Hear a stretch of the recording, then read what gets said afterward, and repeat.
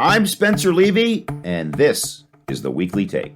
March is Women's History Month, and March 8th, the day this episode launches, is International Women's Day, an annual global observance that's been an official United Nations holiday since 1975.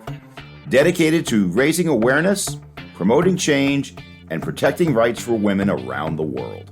On this episode of the Weekly Take, we commemorate the day with an opening act of a two-part roundtable featuring three notable women from the world of commercial real estate at a time when women have been at the epicenter of a lot of change.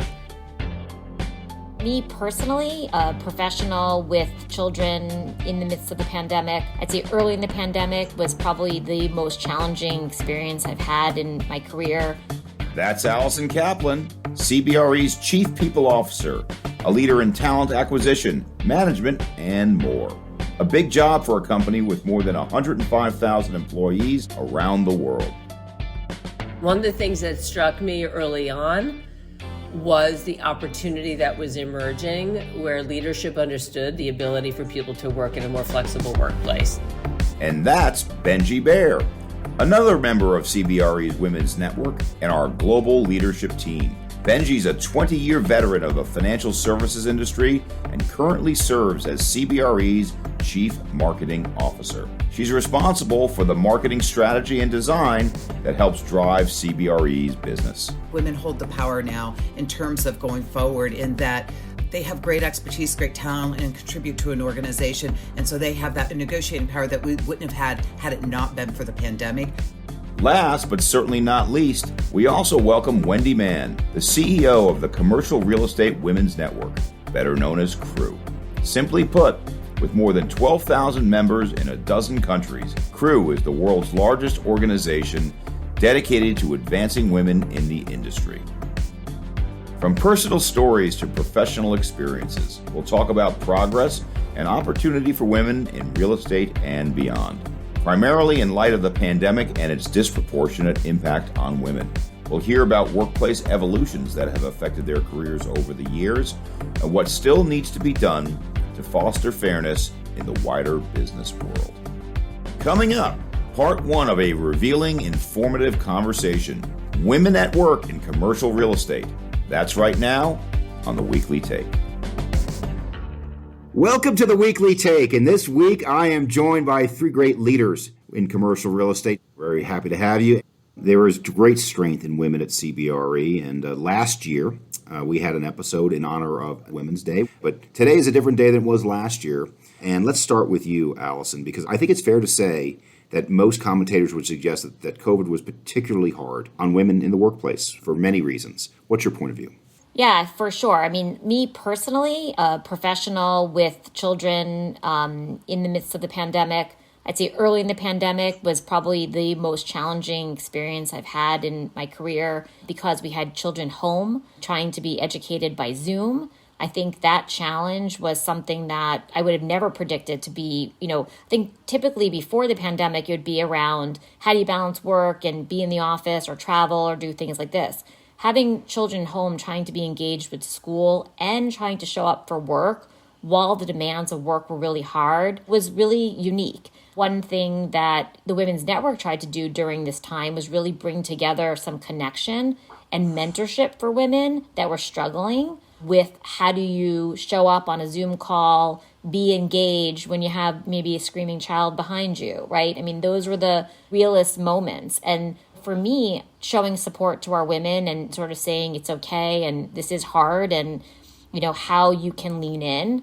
The Women's Network is giving a lot of advice to women about show up, be on camera where you can, step back where you can't, giving ourselves some empathy and a little levity, a little laughter about the struggle.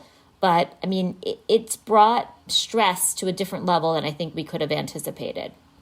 And it's still going on today. Even though the world is a little bit recovering, kids are back to school, what happened for the last 2 years, the emotional kind of impact it had on children, I do think we're going to kind of pull at our women in the next couple of years, for sure. I certainly agree with that. And I think pre-COVID, there was a bend in the curve positively for women in the workplace. I think people really are making a much better effort pre-COVID to get more women in the workplace, diversity initiatives. But regrettably, I think there was a step back during that last 2 years because of these critical issues we're talking about. Benji, what's your point of view? Yeah, no, I mean, most certainly, and the statistics bear out exactly what you're all saying. I'm going to take a slightly, sort of lemonade out of the lemon's point of view. And one of the things that struck me early on was the opportunity that was emerging where leadership understood the ability for people to work in a more flexible workplace. To be able to be home 1 or 2 days a week or whatever the case may be, to me, unlocks a lot of potential long-term for women and growing careers and having children and having families, and being able to have that level of accepted flexibility as a professional is huge.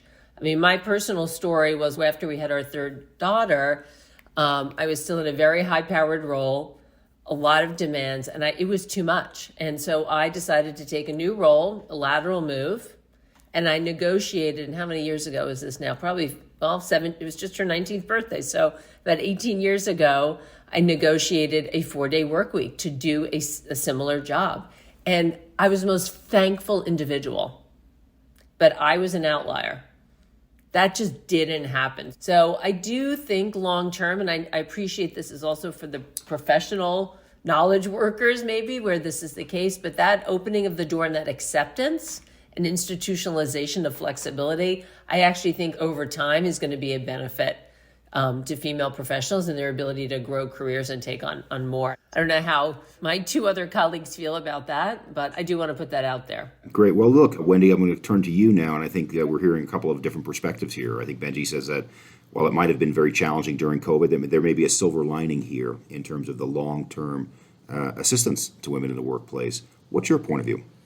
Well, I would say that the workforce overall has lost so many women, and that I think the pandemic has had the challenge for sure. I think long term, you will see that women come back stronger and offer more once they get the flexibility across the board. There's part of me that feels like women hold the power now in terms of going forward, in that they have great expertise, great talent, and contribute to an organization. And so they have that negotiating power that we wouldn't have had it not been for the pandemic. And I will say that in our study, we did a study on the impact of the pandemic on women in commercial real estate, and 38% believe the pandemic stalled progress for women. 32% believe it derailed progress. 16% said it had little or no effect on women. And 14% believed it leveled the playing field, which I thought was really a positive thing. So I think the way that it can be positive going forward, as Benji says, is that as long as women have face time and still build, there has to be a way for us to still have a seat and a voice within an organization. So I would recommend not being completely absent, but having the flexibility. And our study showed that the statistic was astronomical, but it was something like, I have it right here. 51% of women said if they had a choice of 2 offers in a company going forward, and one offered flexible work arrangements, they would take that job. 100% over and over. And 17% said they would actively seek to work for companies flexible in the future, which is no surprise because that's all we're hearing, right? Even when we're hiring now, nobody wants to come back to the office unless there's flexibility. I think those 2 things are right. I think that the hardest hit group was probably the mothers, particularly with young kids. Now, for me, my children are 31 and 27. So, it was hard for me to watch, but think about what you said, Benji. When I was raising my kids in the early 90s, there was no option. Either you showed up at work or you didn't have a job. And it was, I look at it now and think you have no idea how good it is now compared to back then. And I hate to be that woman. Yeah. Truly, we have to celebrate that a little bit as women and recognize it. It was a tough slog for the last 2 years. I wouldn't challenge that. I will say that my daycare person quit on a day and gave me no notice. That night, she said, I'm quitting tomorrow. And I had nowhere to leave my child. This is a true story, and I hate that I have to tell it, but I ended up looking in the directory of daycare providers from the county government and found someone, dropped my baby off there the next day because I felt like I had to go to work. A year later, I'm like, that was insane. I left my child with a stranger because I thought work was more important. I can't even believe now that I ever did that. And so I think when you think about how it was. Now, I will say one other upside that I think of when it comes to who you had to take care of during the pandemic is elder care. Because what I've noticed is what the pandemic did for some people was allowed them to work remotely so that they could be with an elderly parent or take care of. So I think that was also sort of an upside for the pandemic for workers too. So, and particularly that also falls on women for the most part. So there we have it on both ends, early age and older ages. I think many of our listeners are going to want to read that study. Is there any way that they can get that study? It is absolutely available free online on the Crew Network website, crewnetwork.org. Search for research and you'll be able to pull that study down. And it's really great for everyone because it also has a focus on what we may be talking about later in the show on what companies need to do to attract more women back into the workforce. So great. Well, speaking of that, let's turn to you, Alison, about the attraction of talent. But let's dig into an issue now that I think is at the core of hybrid work. And at the core of hybrid work is this word that I learned called presenteeism, which is treating people in the office better than you treat people at home. And now that we're dealing with more hybrid work, maybe more women working from home more than perhaps they did previously, how do we deal with that issue? I think it's going to be a unique new opportunity for us to think about DE&I, right? So before COVID, we were thinking about how to make people feel included that come from different backgrounds. Now we're going to have to think about how do we include people that are in different working situations. I think part of it's going to be technology. I know that our D&T and our leadership around there is looking at ways so that when people are together, some people might be in person, some people might be remote, you can give the feeling of more level playing field. But I do think there could be a cultural divide that we're going to have to really address and think about how do we, one, really welcome people back, but also welcome them with the flexibility that they need. When we're attracting talent, in order for us to be competitive, CBRE is a very diverse workforce, right? So our competitors are within the industry and then outside the industry. We really need to understand what it is that other Fortune, 100 or 500 companies are offering so that we can be competitive and don't lose out on talent. I think one other silver lining might be the way we think about talent. Years ago, I remember there used to be things like job sharing, and I think that kind of went out of vogue at a certain point. I really do think that there could be an opportunity to bring some of that back because it is hard to find really good talent. And there are organizations that are trying to get specifically women back in the workforce that may have taken a year or two off. There should be ways to bring people back, and whether or not somebody wants to work full-time or part-time, they still can be a very highly engaged contributing member of the team, but maybe it is more of a job sharing. We have to rethink how we need talent as we look at, what can be automated, what can be offshored, but also what can we think about in our day-to-day that reimagines workforce. And I think, women are very qualified and sometimes they may have taken that off-ramp, but we need to figure out ways to bring them back and find the right positions for them. And I think that we'll see a lot of productivity.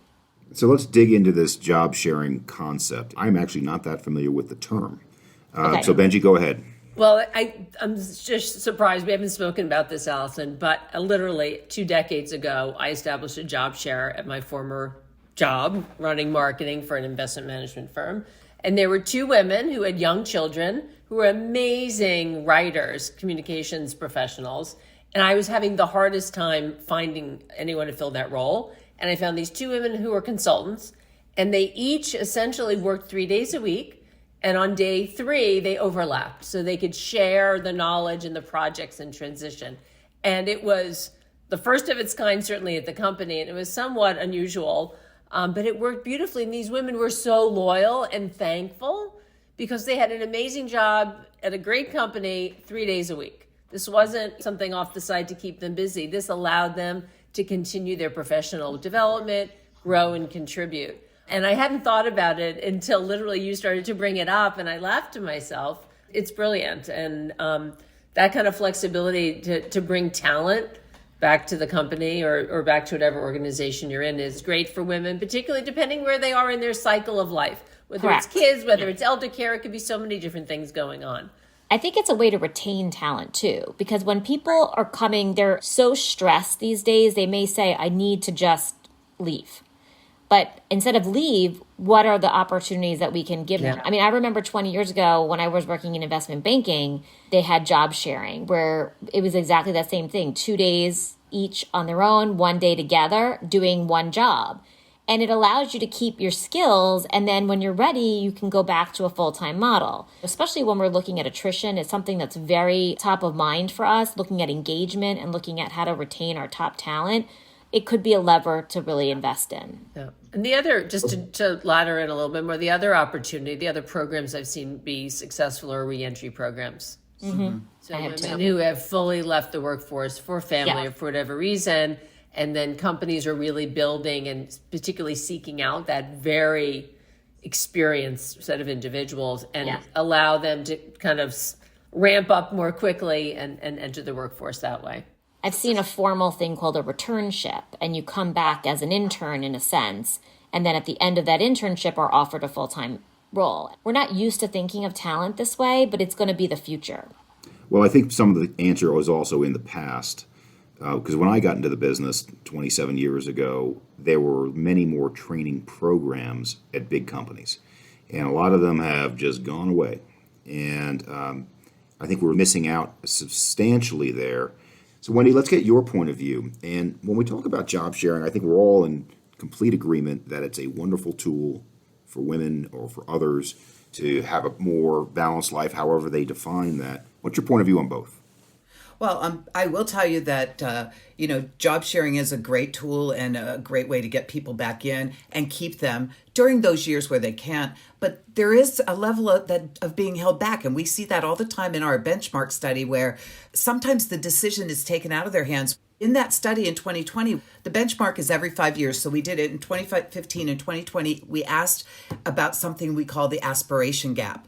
And some women have just taken themselves out of the running because they look at the job up above and say, I can't live in the environment that's created here. I know I'm not going to be able to meet the expectations of working 14-hour days every day, day in and day out. I can work a 12-hour day. I can even work 10 hours and still have my kids and my family. But the expectation and what they see at the top, they take themselves out of the running. So we call that the aspiration gap. And the aspiration gap in 2020 went down slightly. But I think that is because we have more young women completing the survey than ever before, that younger rung. And so they don't see the obstacle yet. They may not see it when it happens. So I think that if you're doing a job share, that's kind of a stopgap measure, not an ongoing thing for a career progression. And I think that's important to consider when you do that. But I highly recommend it because the women I know who have completely stepped out during the child raising years, they have such a hard time coming back. And I think that this eliminates that need. And I would just add on to something Benji said is that you will get 100% more work out of that person who's job sharing because they are so grateful and appreciative to have that. And it keeps their brain growing while they're raising kids. So it's such a win-win for organizations. I just was like nodding in agreement with all of your points. And that aspiration model, I think of it, I call it the discount model, because I think what I see is women are nearing, I call it childbearing years, whatever point in their life, they start to self-limit. Yes, agreed. That's exactly what it is. And it happens more often. And sometimes I meet these extraordinary women who are so talented and so smart, and they talk of themselves in such disparaging way. I think, do you not see in the mirror? Do you not see this trail of success that you've left behind you? And I think that's part of it too. In terms of getting to senior levels, women have to have the opportunities. We often talk about sponsorship, but we also have to have that person who's going to tap us on the shoulder when we don't believe enough to say, you can do this, step up. At Crew, we talk a lot about how, if someone sees a job opening for a promotion and a woman sees that it requires these 5 things and she only has 2, she takes herself out. But if a guy looks at it and sees there's these 5 things and he has none of them, he'll still go for it and likely get the job. And so we need to change that mindset. And that's part of what we do at Crew is we try to help build that confidence and the leadership skills so that women feel like they can do that. But I also think from the top down, is another thing. The company needs to make the decision to bring in those women in job sharing, promote them so that others can see too, because, if you can see it, you can be it within the company. So when you see the returnship people, you see the job share people, you see the flex work, and you see them moving up, then you can stay there and have the confidence that it will be your turn. That's it for part 1 of our conversation in honor of Women's History Month. Wendy, Alison, and Benji will be back next week for a deeper dive, speaking directly to ways that women can pursue the kind of opportunities our guests were just describing. They will also share more on what businesses and colleagues can do as well. In short, lots of practical takeaways for women in particular, but also for anyone who's navigating the workplace and networking in this new era of professional life. For more on our show, the topic of women at work, and the exceptional leaders featured on this program, please visit our website, cbre.com/theweeklytake. You'll find ways to share the program with your network, and remember to subscribe, rate, and review the show wherever you listen. Finally, if you're interested in the findings that Wendy Mann mentioned earlier, that study of the pandemic's impact on women, it can be found at CREW's website, crewnetwork.org. Thanks for joining us. See you next week for more insight from our Women's Roundtable. For now, I'm Spencer Levy. Be smart, be safe, be well.